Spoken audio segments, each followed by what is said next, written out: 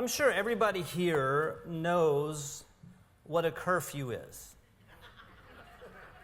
Especially if you've had teenagers or you've been a teenager. So I'm imagining most of us in the room fit one of those two. And here's usually how it goes. Parent tells the teenager, listen, be home by 11:30. And what happens is, well, let me back that up. That sounds easy enough. Be home by 11:30, reasonable. And then something happens on the other end of that. And it usually goes something like this. Number one, the teenager, the kid is about 20 minutes away at their friend's house. And at 10 o'clock, they look at their phone and they're like, I got plenty of time. Plenty of time. I ain't got to be home till 11:30. Great. At 11:10, they look and they're like, it's only 20 minutes to home. We live in a small town. It's late. I can wait 5 more minutes. 5 more minutes. At 11:45, they're like, I got to go. I was supposed to be home 15 minutes ago, but as long as I'm not too late, I won't get into too much trouble. And so they take another 10 minutes to say goodbye to all their friends and speed towards home. Meanwhile, in the middle of all of this that's transpiring, the parent, you text them, and at about 11:40, is like, hey, it's you're 11:30, it's 11:40. Where are you at? Are you alive? Are you dead on the side of the road? See, teenagers don't understand this. You'll get it when you become a parent, I promise you. But you get no response. So then the parent calls. Hey, no answer. At 12:15, when Jimmy or Billy or Susie or Betsy or Randy pulls into the house, they tell you this: I lost track of time. My phone was on silent, or my phone died. And they tell you that while they're responding to a text they just got from their friend. Now, what has happened in that whole scenario is really known as 5-minute syndrome. It's a real thing, and it's also known as lying, but that's a whole different message. We'll say it another time. I can stay 5 more minutes. It's going to be okay. Just 5 more minutes. 5 more minutes, and it's going to be all right. It's just 5 minutes. I won't get into too much trouble if I'm just 5 minutes late. Now, this is just a free section of today's message, so y'all, nobody had to pay for this. I have heard of, I didn't come up with it myself, didn't use it myself because I just never thought of it. There's a brilliant strategy for parents who have teenagers that suffer from the 5-minute syndrome. And here's the strategy. When you make a curfew, make it about what time they leave, not about what time they need to be home. Leave at 11:15. That takes all the guesswork out. There is no more, I got time. No, at 11:15 is when you leave. That might solve some problems. They're probably still going to be late, and they're still going to give you the same excuses. But now you've taken all the guesswork out of it. That one was free. Here we go. Maybe it's been a while since you've had a curfew. Maybe you were a teenager some years ago, and mom and dad, they don't put curfews on you anymore, of course, because you're an adult, you're grown. And I want you to know that the 5-more-minute syndrome lives on into adulthood. It's transferred from when you were a teenager until today. You still have it, I still have it, and it even transfers into different areas of life, and it kind of morphs into something worse, actually. For instance, here's kind of a simple one. Most of us drive at speeds slightly above the speed limit, myself included. And we don't really feel much guilt about that. We're like, okay, listen, I can probably drive 5 over, and DPS is not going to flick them lights on behind me. That I can do that. See, nobody in here wants to get pulled over by the cops. You don't want to do it. You don't want to go through the hassle. You don't want a ticket. You don't want to go to jail. I mean, none of it. So you suffer the 5-minute syndrome, and you're like, okay, how do I do this? I'll drive a speed that I'm convinced allows me to break the law while avoiding an encounter with the cops. That's what we do. That's the 5-minute syndrome that's just kind of transferred into a different part of life. Now, some of you are looking up here like, I don't speed. I set my cruise, or and I don't even go 1 mile over. Okay. It transfers into other parts of our lives as well. It's humanity's natural inclination to live as close to the line as possible. Has anybody ever done that? We live as close as we can get. Like, that's 5 more minutes. And what I'm talking about really today is that line between legal and illegal. We try to get up as close as we can. Responsible and irresponsible. Let me just get up as close to that line of irresponsibility while I'm still technically on the side of responsibility. Ethical and unethical, same thing. Moral and immoral. We try to live on that line, and that's that 5 more minutes, that just a little closer, just a little longer, just a little more. It's human nature. It's something that we do. We get by with as much as we can. This nature fuels a risky dance with disaster. Sometimes it doesn't have much effect. Sometimes it doesn't really impact much, but then many other times it impacts our decisions. This 5 more minute syndrome, it impacts how we process and how we go through life, and it limits our ability to make good decisions, because here's where we really start to feel it in our lives or see it. If you haven't thought of it before, you might start to think of it now. If it's not wrong, then it's all right. If it's not illegal for me to do this, then it's permissible. If it's not immoral, then it's acceptable. If it's not over the line too far, then it's fine. How low can I go? How close to bad can I get without being bad? Now this is humans. This is what we do. And it didn't originate with your teenager. In your life, it originated with you and me. And then we just watch it keep on going. Now, there's a problem here, and we're like, okay, but what you have said so far isn't all that bad. It's like, well, that's number 1, 5-minute syndrome, grabbing hold of you and telling you that. Number 2, what makes it really bad is there's always a progression from that. You see, the teen that says, if I'm 5 minutes late, it's not a big deal. Okay, it might not be, but they're not ever 5 minutes late. It's 25 minutes late, or an hour late, or an hour and 15 late. It's never just the 5 minutes. That's just the hook. It always goes further. And it happens in every part of life. There's always this progression. How far over the line can I go without getting caught or without experiencing consequences?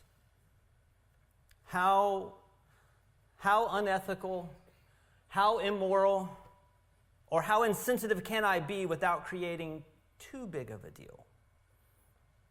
How long can I neglect my family? How long can I neglect my finances?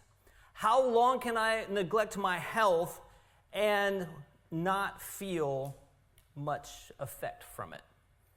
Now, you might not actually think those exact words, but that's what's happening in so many of our lives. And that affects our decisions because we're making the choices to live up as close as we can to the line, and eventually you cross over it. How much can I indulge in an addictive behavior without actually becoming addicted? It keeps going. Do you see? Hopefully we begin to see this morning how that just creeps into our lives. And these questions, they're horrible questions. They're not questions that we should really be asking ourselves. They lead to awful decisions in people's lives, and maybe some of these have led to awful decisions in your life.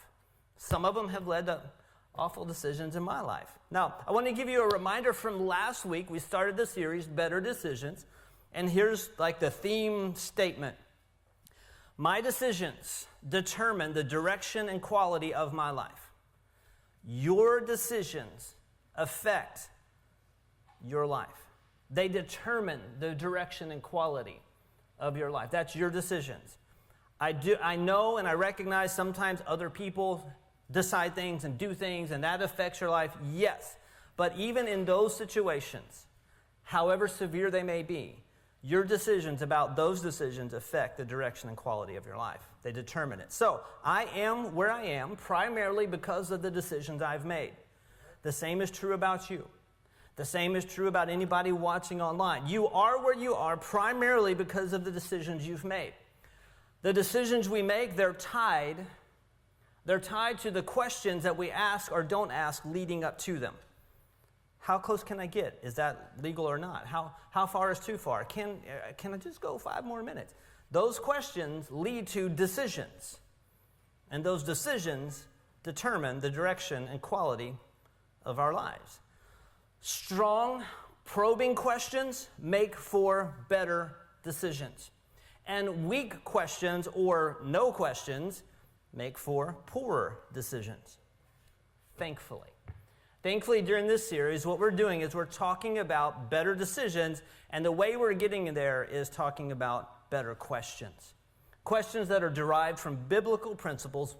God knew these things. He knows what our nature is. He wanted to help us.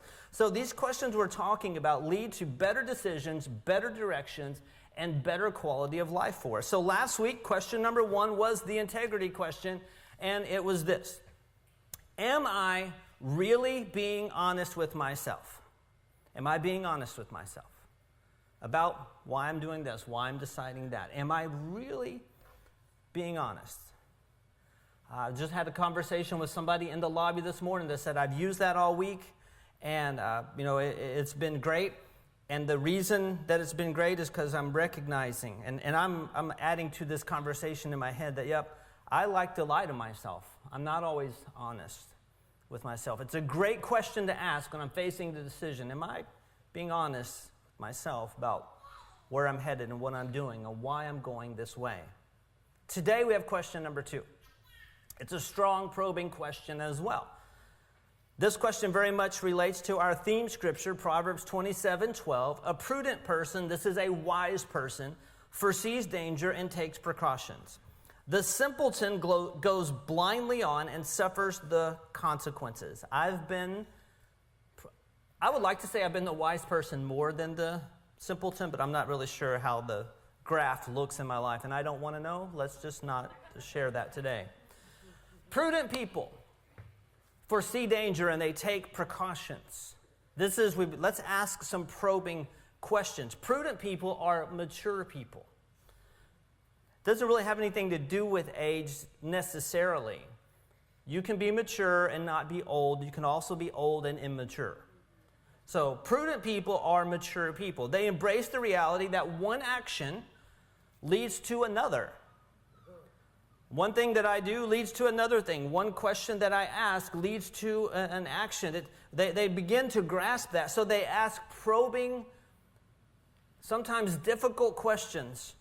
And then they make decisions based on those answers, based on what they've determined or what they've heard or found out. The simpleton, the unwise, the immature, ask weak questions. How much can I get away with? Or they don't ask questions at all, and they just close their eyes, and I don't care what the consequences are. I just want to do this anyway, and they pay for it. So, I want to make better decisions in my life. Today, I want to make better decisions than I made yesterday. I hope that you want to make better decisions than you have before. You have probably made a lot of fantastic decisions that have gone really well. And then you have also probably made poor decisions that didn't turn out so good. Let's turn those into better decisions. Let's make the direction and quality of our life improve. And the only way this happens is God. The only way this happens is we're asking questions that He's given us principles to apply, and He's like, have help for you if you'll follow me. Think about the decisions you're making right now. Is it, where are you at, and have you asked a question like this? We're going to call this one day today, we're going to call it the maturity question. What is the wise thing for me to do here? What's the wise thing for me to do? Facing a decision in life, do you stop and take a minute? What's the wise thing for me to do? The option that you're considering, it might be legal, it might be acceptable, It might be permissible and not technically immoral. But is it the wise thing to do? You'll make better decisions when you recognize this. This is, if you've been asleep so far, wake up for a second. Here we go. A decision can be both not wrong and not wise at the same time. You could technically be right, but the decision is still unwise. Is this the wise thing to do? The truth is that some of our most regrettable circumstances were preceded by a series of unwise decisions. We all have regrettable circumstances in our lives, things that we played a part in, and now we sure wish that that's not how it would have went. Many of these decisions were made in the 5-minute syndrome window. Many of them were made because we were trying to get as close to the line as we could get without falling off. And we made decisions based on that instead of, is this the wise thing to do? I'm at the edge of the Grand Canyon here. Is it wise for me to get as close to the edge as possible? It's not. The question to ask in these moments moving forward is, what is the wise thing for me to do? And I very much recommend that you ask yourself this and ask God this at the same time. Because a lot of the times you don't know what the wise thing is to do. And you need to ask a question. And the best person to ask is God. He knows the wise thing to do in the situation you're in. So, God, I'm facing this. I'm deciding between this and this and this, or maybe there's another choice. First of all, God, am I being honest with myself about where I'm headed and what I'm aiming for, where I'm leaning? About this whole situation, am I being honest with myself? Let him answer that. And then, okay, God, what's the wise thing for me to do? A lot of times we won't do this because it takes too much time. I would be willing to bet that a lot of us look back in our lives and think, man, if I would have just taken a little more time to figure that out, if I would have just given that a little more thought, and now we can say, if I would have just asked God a few more really good questions, my decisions would have been better. Things would be better. Now, there's nothing we can do about what we've done or didn't do, but we can sure start asking questions today and start improving the quality and direction of our lives. So here's where today's question comes from Paul, one of the writers of this collection of ancient documents that we call the Bible. It spells it out for us in a letter that he wrote to Christian people that believed in Jesus, living in a place called Ephesus. We call it the book of Ephesians in the Bible. And it's really just a really short letter. It's not a book like a book, but it's a part of the book we call the Bible. Now, whether you're a Christian or not, I want to encourage you to listen to these words that Paul wrote, because if you value making good decisions, these words are going to be helpful to you. Ephesians chapter 5, starting in verse 15. So be careful how you live. Don't live like fools, but like those who are wise. Make the most of every opportunity in these evil days. That's a massive statement. And it's pretty simple, but there's been plenty of times I did the 5-minute syndrome versus versus this scripture in my life.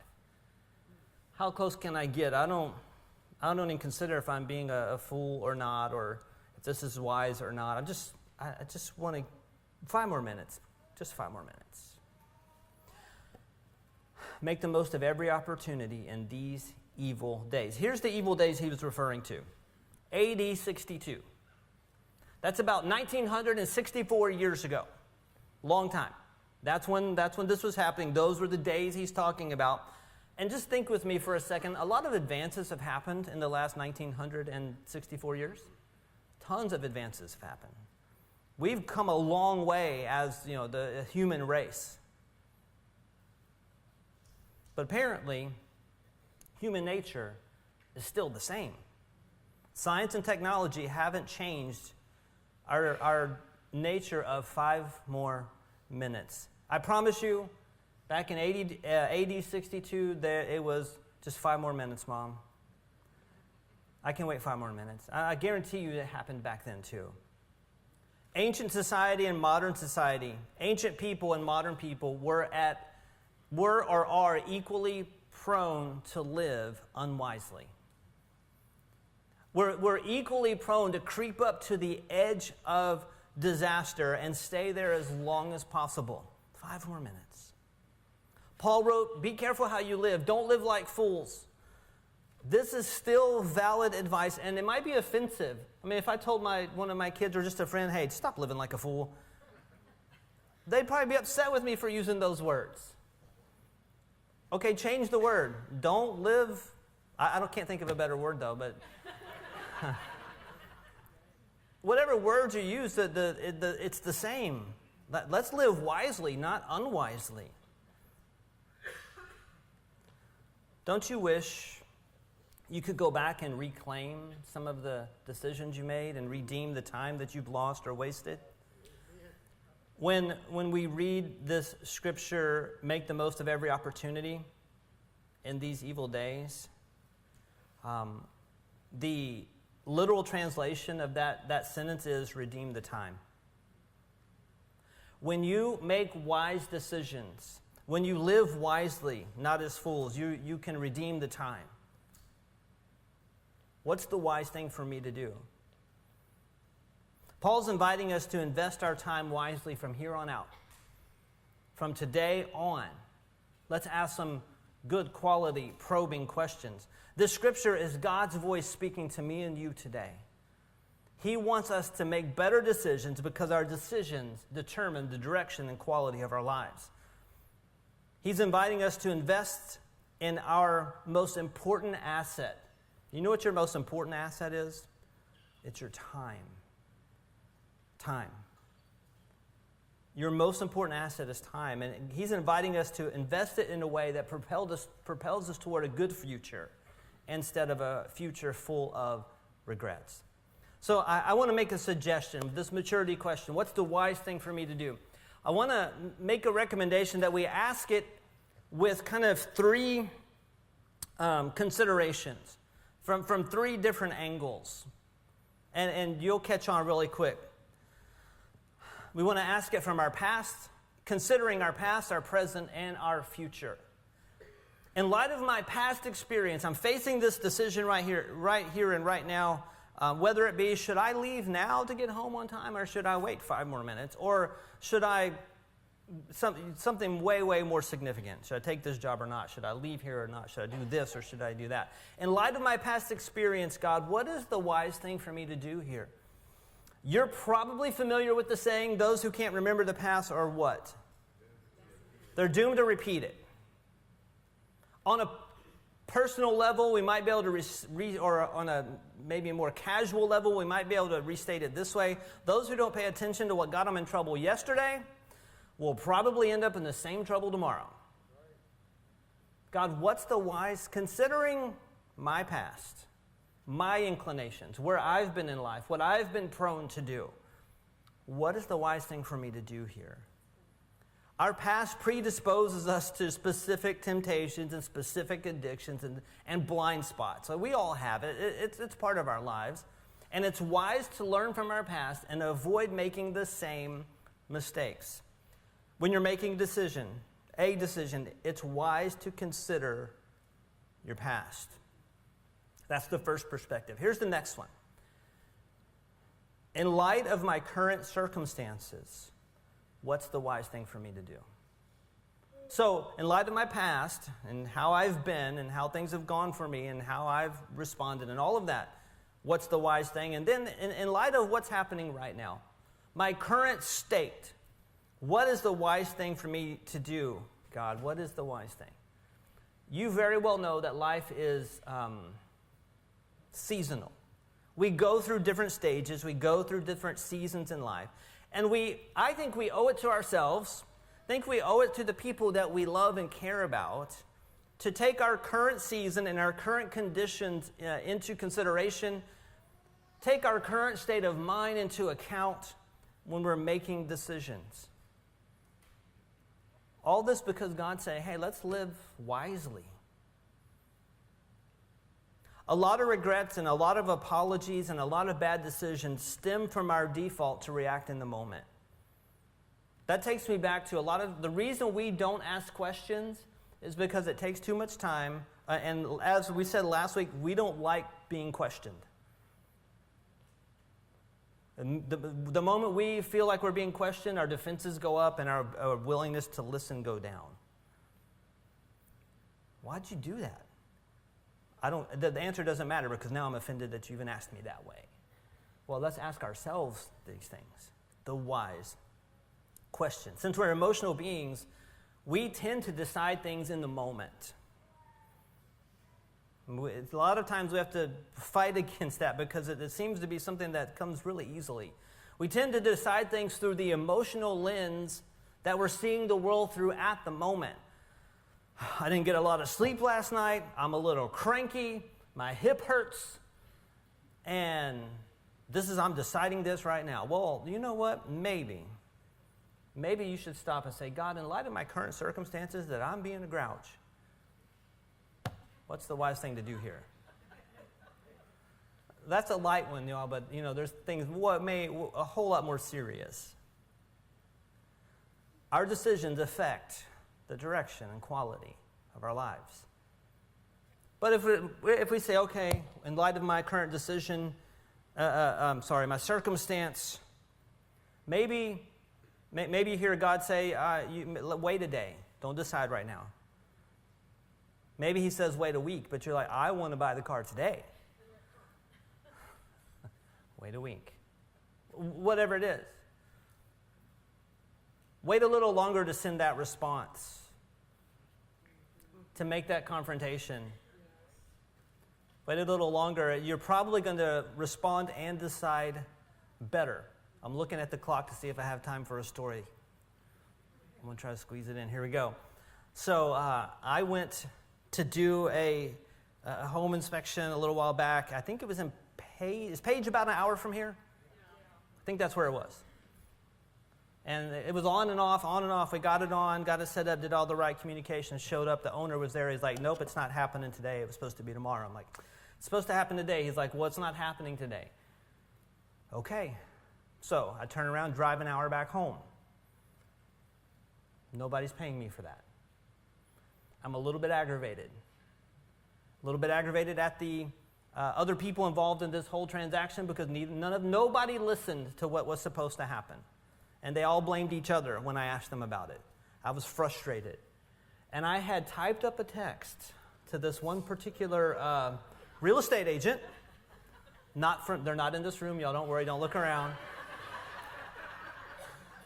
And letting them know that, hey, I'm not too happy about this, and I'm the one that gets hurt in this whole deal. Nobody else does. And I didn't send it, thankfully. A little bit later, that agent called me or texted me and said, hey, the owner of the house that you went to, I was back here in LaGrange at that point, says you left your tools on their porch. Gosh. It's $1,000 worth of tools and everything, all right? So it's not like it was a screwdriver because I'd have left it. No, I have to go back. So I had to drive another hour. The day's shot. Now, I don't know exactly, but had I sent this nasty message, my tools may have never shown up. God, what's the wise thing for me to do here? In light of my current anger, what's the wise thing for me to do? All right. So when we're asking the maturity question, we should pause. It's wise to take into account what's going on in and around us when we're making a decision, what to do or what not to do. It's wise to take into account our current state of mind. Think about the advice. Here's some good advice. Think about the advice you would give somebody else in the current situation that you're in. We'll make one up, all right? Somebody just got out of a relationship that's been a long relationship, and on Thursday they broke up. and on Friday they're feverishly looking for a date. And they talk to you about it. Like, hey, I'm blah, blah, blah. Here, take a look at this picture and all that. Now, is it wrong to jump right into another relationship? Is it technically wrong? Is it against the law? Is it ill? No. It's not wrong.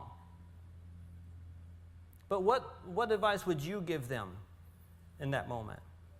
And, in light of their current circumstances and all the emotions that they're experiencing, is it the wise thing to do?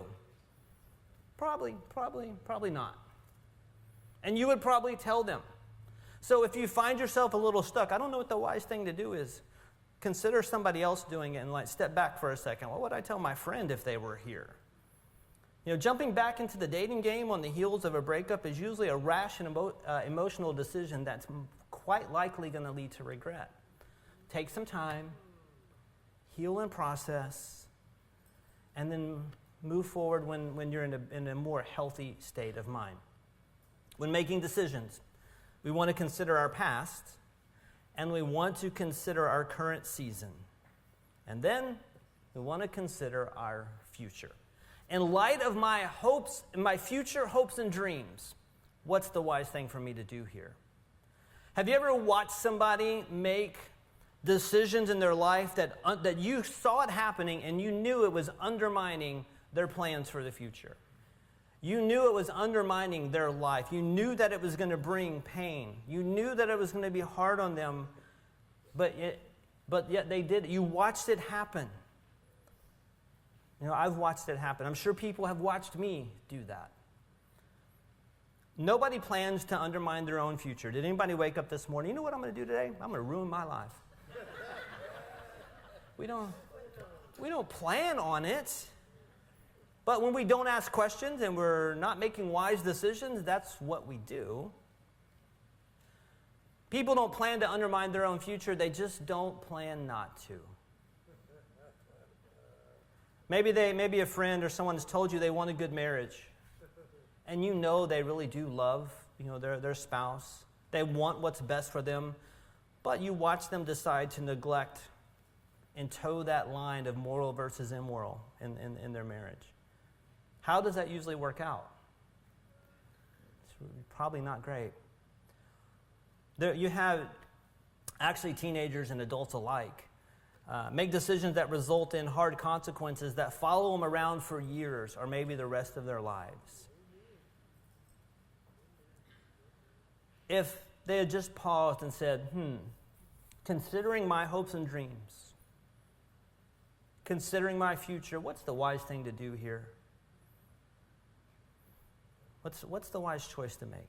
It's actually heartbreaking to see people engineer their own unhappiness.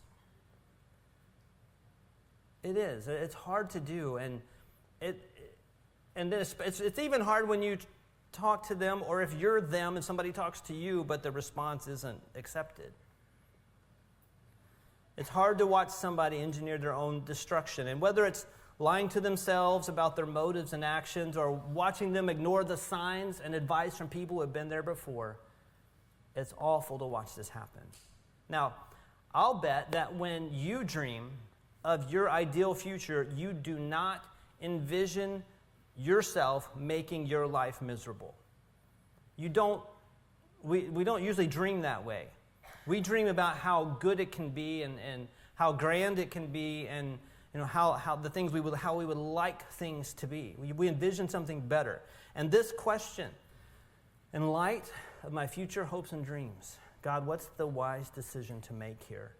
That can help. That can help with your direction and quality of life. And here's another one. Okay, if you've now taken nap number 2 this morning, wake up. Here's the next statement that might be really good for you. The purpose of this question, what's the wise thing for me to do? In light of my future hopes and dreams, what's the wise thing for me to do? The purpose of this isn't to stop you from doing something wrong. It's not trying to make you, hey, don't do that, it's wrong. That's not the purpose of the question. The purpose of the question is to keep you from doing something unwise that's going to undermine your future. It's to help you get to the place where instead of living the 5 more minute syndrome, you live, you dream and you plan your way forward. Okay, I'm going to my friend's house, and I'm supposed to be home at 11:30, and I know it takes 20 minutes to get there. I'm going to leave at 11 o'clock just to give myself a little extra time. Plan your way forward. That's the wise thing to do. God, what's the wise thing to do?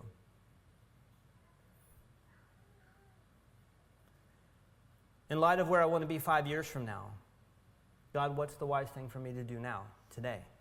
This decision that I'm facing, where I'm coming across this situation that I'm dealing with, the circumstance I'm in, God, in light of where I want to be next year, what's the wise thing for me to do now? A lot of times we don't ask these questions. Is there something that you're doing now that has the potential to rob you of your preferred future? Are you doing something right now that might mess your future up? I'm not talking about the little accident. Nobody's perfect. We don't make, oh my gosh, I should have chosen a green car instead of a blue one. My life is ruined. That's not what I'm talking about. I'm talking about, hey, I'm about to decide to, send this text that's nasty or not. I'm about to punch this person in the face or not. God, what's the in light of my future hopes and dreams of not being in prison? What's the wise thing to do today? In light of what you want later, what's the wise thing to do now? What puts your dreams at risk? Now, here's a very much more probing question than that. Who puts your dreams at risk? What relationships put your dreams at risk? And which relationships might make them more possible? To make better decisions, we should really apply biblical principles and consider our past, consider our current season of life, like my current state of mind, what I'm going through, and consider our future hopes and dreams. God, in light of my past, my present, and my future hopes and dreams, what is the wise decision to make here? Everybody ends up somewhere in life. We're all going to end up somewhere. Decide to end up somewhere on purpose. Ask probing questions. Make better decisions. God's given us the tools we need. And then He answers our questions because He knows we don't always know the answer to the questions we're asking, or else we probably wouldn't be asking it. Be intentional. Wisdom paves the way for me and you. So, don't settle for good or legal or permissible or acceptable or tolerable, because a decision can be not wrong, but unwise at the same time. If we consider things that way, we'll eventually find ourselves living, let me back that up. If we live at the line, if we live the 5-minute syndrome, we're going to find ourselves living dangerously close to regret. And now if we go kind of take a quick stock of our lives, and we all have regrets. Certainly not, like, nobody needs to beat me up over the regrets I have. I've already experienced that. Thank you. But I don't want to go back to them. So sometimes I might need to remember, oh yeah, I had some regrets, so let me not do that. Let me make better decisions here so I don't have to suffer that again. That wasn't a fun part of my life. When you're faced with a decision, ask the integrity question first. Am I being honest? Am I really being honest with myself about what's happening here? God, in light of my past experience, my current circumstances, and my future hopes and dreams, what is the wise thing for me to do? How would our families, how would our friends, how would our community even be impacted if we filtered our decisions through these questions? How about your last major decision of any kind? If you had filtered it through these questions, would the outcome have been different? Would you have gone a different direction? Would things have ended up better? Maybe you already asked these questions and better ones, but maybe you only asked the easy ones. Well, can I squeeze another $75 into my payment? You know, that type of thing. Can I make it? Can I cut 5 minutes and still make it? I know he's not that bad. She's not that bad. Can I stay in a relationship with them and just, how about ask the really probing questions? Now, we ask ourselves these questions, yes, but as I've said, God's the one we should ask these questions directly every single time as well. I like to think of it at the same time. I'm kind of asking, Chad, is this the wise thing for you to do? God, is this the wise thing for me to do? And I'm always really looking for God's answer because my answer is not always the smart one. I like to practice this. And here's why. Because I feel like even sitting in here this morning, maybe some of you are thinking, hey, that makes sense. You were right. I have done that. Or that would be a good question to ask. And I do feel like that's probably, my life might be better. It might have better direction and quality of life if I do that. And you're like, you know what, Chad, I think that was at least a, 7 out of 10 message. And then when you walk out those doors and after you've had lunch, you don't even remember what the message was about. You know how I know that? Because I do it. I'm like, well, what did we talk about this morning? We think it's great in the moment, but then if we don't actually practice it, we never actually do it. And then it was just a good Sunday morning and I went out feeling good, but it didn't really help me. I want this to help us because I want our decisions to be better, because I want the direction and quality of our lives to be better. So let's practice. And it's just practice. And if you're like, okay, I didn't really get it, that's okay, because you can try it again when you get home, because you've already done it once, so you feel a little bit more familiar with it. So here we go. Don't say this out loud. I don't need to know personally, but what is a decision that you're currently looking at making right now? Something you're facing in this moment, like today, you woke up with it, or it happened tomorrow, whatever. I have this one. All right, if you've got it. If you don't have one, that's fine. Just pick a recent decision that you made, and let's run through it as if it's coming up. Your decisions determine the direction and the quality of your life, and they affect the lives of your loved ones and people around you as well. I'm going to pray. And then I just want to lead you into asking these questions. Just kind of give you a little bit of a practice run at it, and let's see how it goes. Lord, I thank you for every person here today, every person watching online. Thank you that you have something to say to our hearts. God, for these few moments, will you make this a safe space for us? Will you shut down other voices? God, we want to hear what you're saying about our decisions. Will you meet with us here with your peace and your comfort and your answers? So now every person, ask God. Let's start with the first one. Think of your decision. And God, concerning the subject, am I being honest with myself? Go ahead. Let's ask him.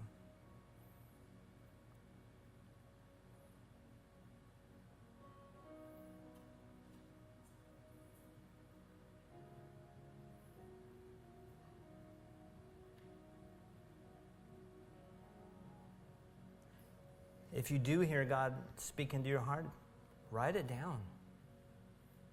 Grab hold of it. Now here's the next one. God, in light of my past experiences, in light of my current circumstance,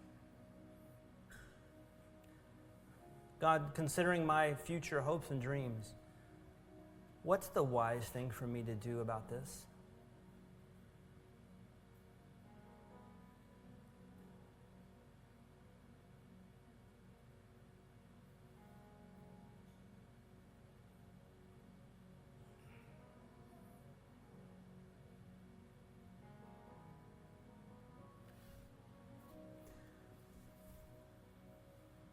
So we only waited about 20 seconds.